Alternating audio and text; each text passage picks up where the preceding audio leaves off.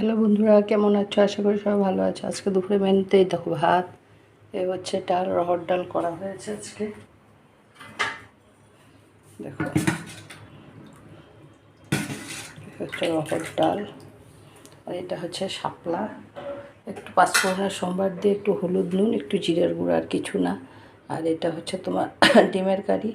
আমি তো খাবোই না, মেয়ের জন্য করা হয়েছে। কাঁচা লঙ্কা, পেঁয়াজ, রসুন, আদা সব কুচিয়ে দেওয়া দিয়ে কষিয়ে জল দিয়ে দিয়েছি। আগে ডিম আলু সিদ্ধ করে নিয়ে তারপর ওটার মধ্যে দিয়ে দিয়েছি। আর এটা হচ্ছে বোয়াল মাছের পাতুরি। এটা হচ্ছে কড়াইতে পাতুরি। দেখো, এটার মধ্যে কাঁচা লঙ্কা, পেঁয়াজ, রসুন একবারে মেখে বসিয়ে দিয়েছে।